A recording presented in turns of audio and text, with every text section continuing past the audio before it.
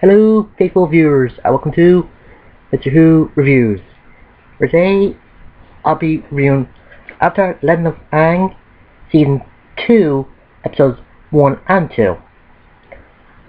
Now, I don't know if the first episode takes a few days, a few weeks after the Season 1 finale, but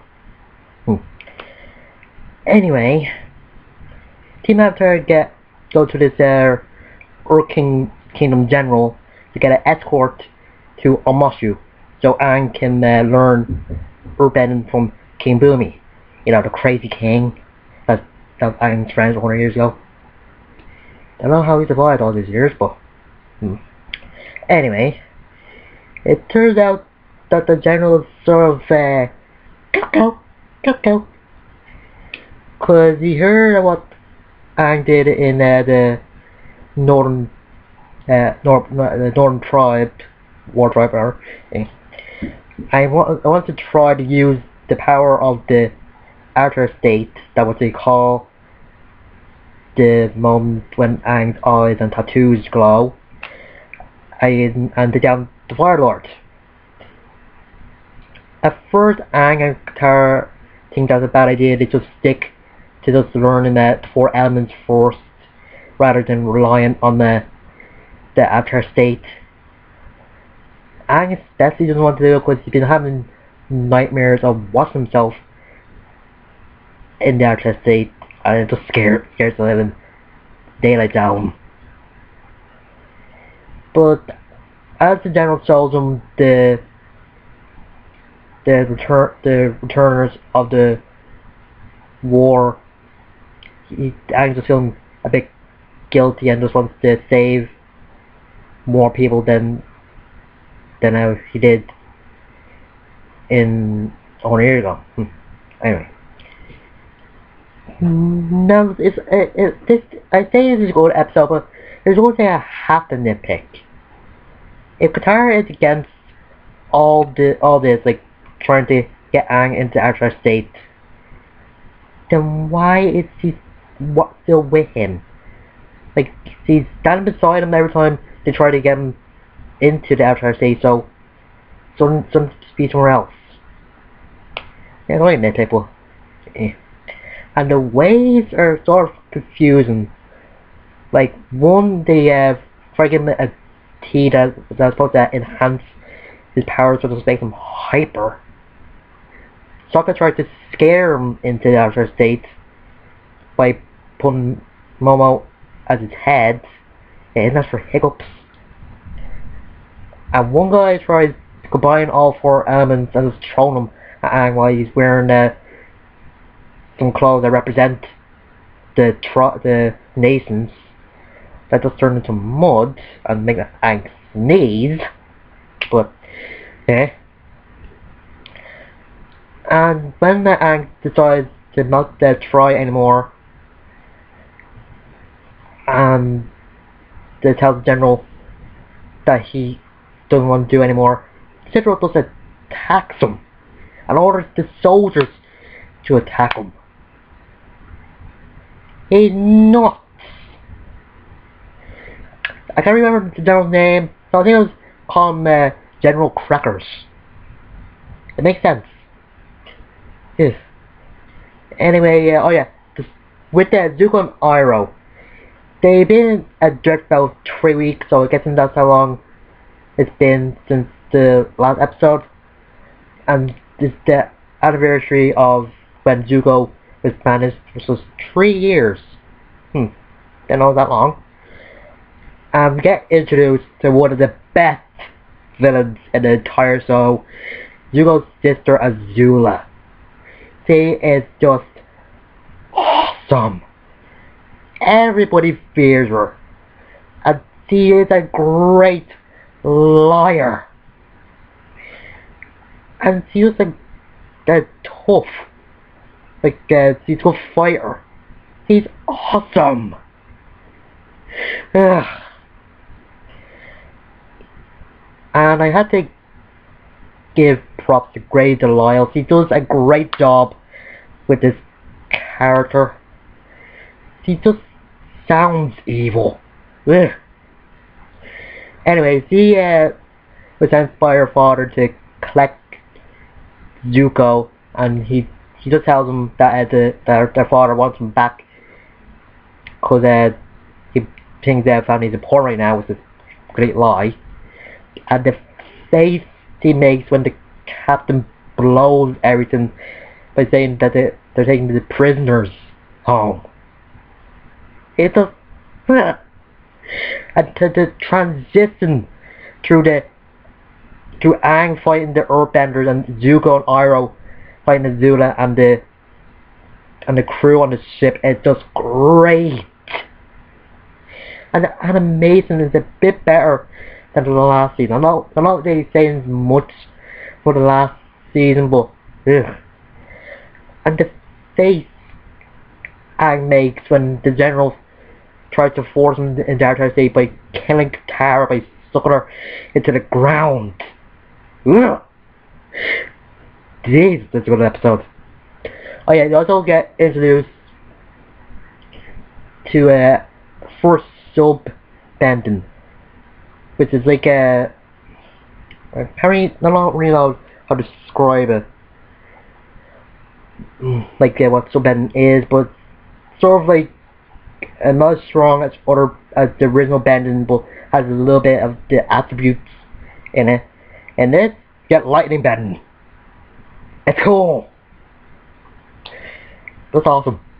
And you also get introduced to, I think, are the twins from the signing, but they're elderly.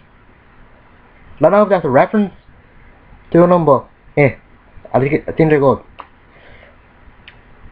Anyway, Aang gets into Arthur's state when he thinks Katara is dead, but it turns out it's all a trick. A lot of tricks in this episode, isn't there? Yeah. Anyway, before Aang kills everybody, after trying to think, after the fire one, after Roku takes Aang's spirit and tells him what the Arthur state really is, which is a defense mechanism that is just designed as a last resort and harnesses the power or enhances the power of the bender or the avatar and collects them to the past lives. Yeah, I think he's saying that in the second season of Korra, but I think it's good. And another thing that avatar where Roku says is that the Avatar state might be the most powerful thing ever, but almost when the Avatar is most weakest. Because if the Avatar is killed on the Avatar state, then the cycle is no more Avatar, no more, never reborn. Oh yeah, I've got to mention that in the beginning, Master Pakku gave Aang a Katara gift. Aang just got some scrolls, and the Katara got some spear water, which we don't see till the end or near end of the season. And it's just that Avatar Roku says it's just a foreshadow of the end of the season as well. And Aang just gets out of Avatar say after that, and the general is just giddy. He just wants to try to get into the fire door as quickly as possible. Like we were Aang is insane.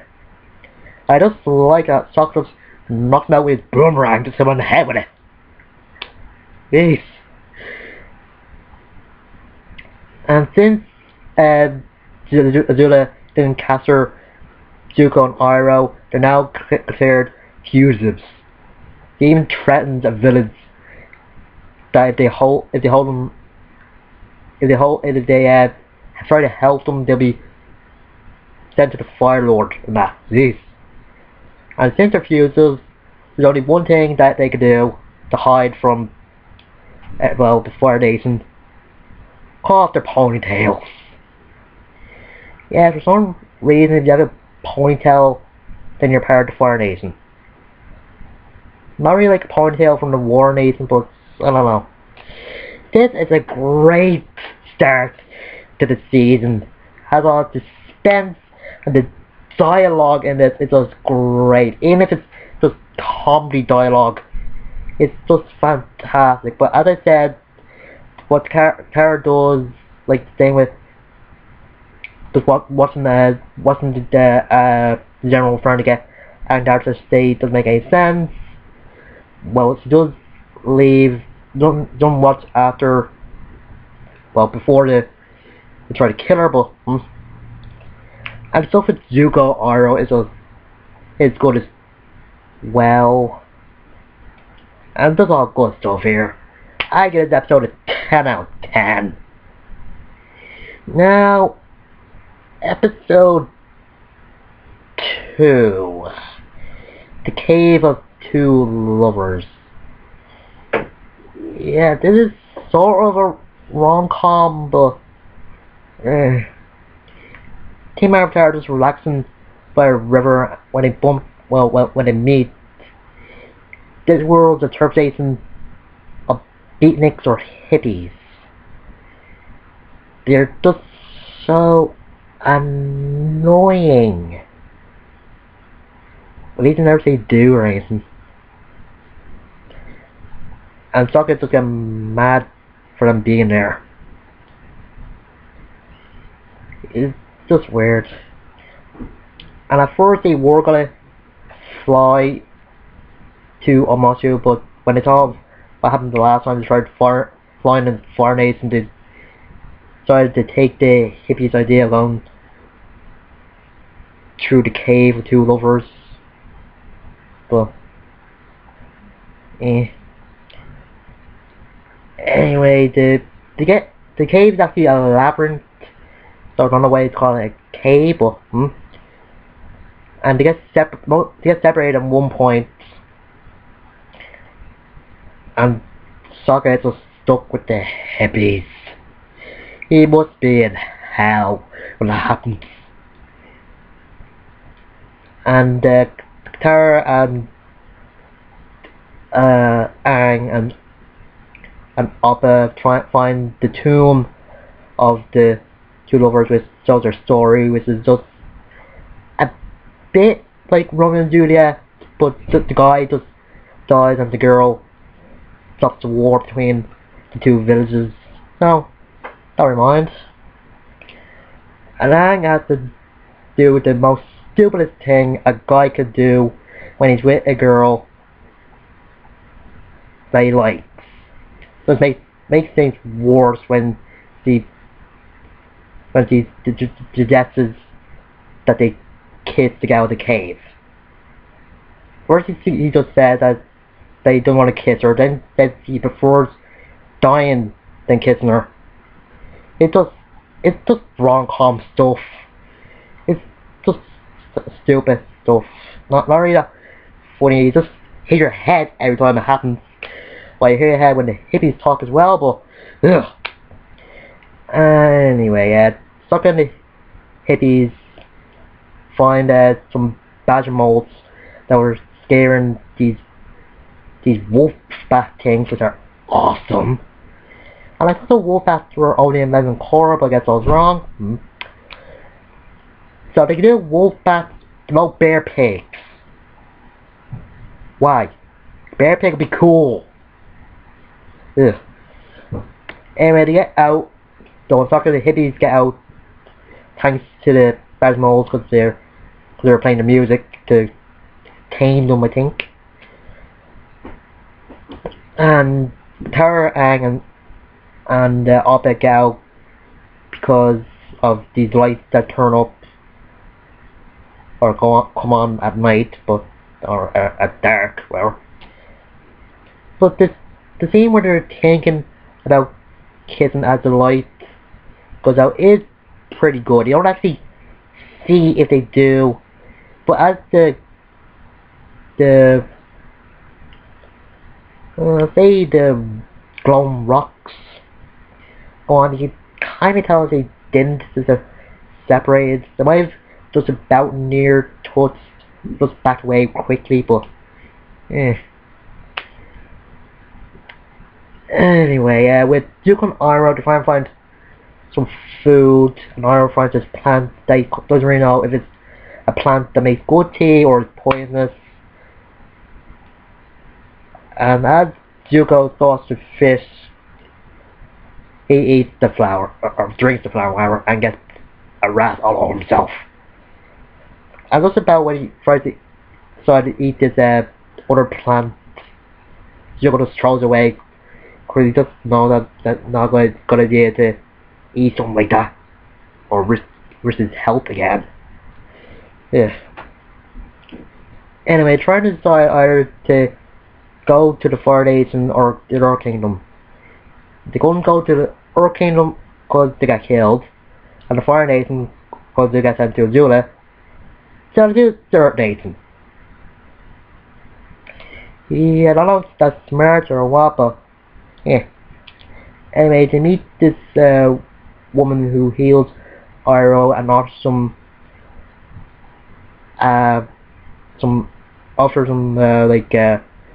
home with her, to have dinner with her mother. And I kind of like to give fake names. I don't know Iroh's, but Zuko is Lee. It's sort of weird because the Fire Nation is supposed to be like the Asian or the Japanese in this world. So having Zuko be called Lee sounds, I don't know, sounds good. He kind of does look like a Lee though. Anyway, nothing really big happens here until the end where they steal the girl's bird horse thing, and it's the start of Zuko stealing stuff. Yeah, don't know if it's a bad thing or what. And the last scene of the girl closing the door, being upset that they sold these people kindness and they just steal from them. It's what's up. Anyway, at the end they turn up in Omasu, but it turns out it's been taken over by the Fire Nation. Yeah, don't know how, but find out next episode. This is a okay episode. Some annoying parts from the hippies, some funny parts from Iroh, and I'm just glad they got all the rom-com stuff away from Tara and Aang, because if they had any more, I would have slapped myself really hard that my forehead be red like socket was at the end of this. Yeah. Anyway, don't know if this is the worst of the episode from season 2, but it's just okay. Like, it wouldn't be banging my head on my wardrobe or anything. Well, probably a little, but yeah. Anyway, I give this a 5 out of 10. Now, next week we get to be introduced to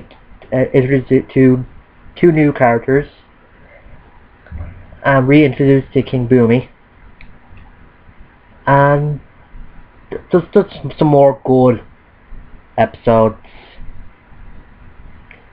Until then, I'm Mr. Who, and I'll see you later.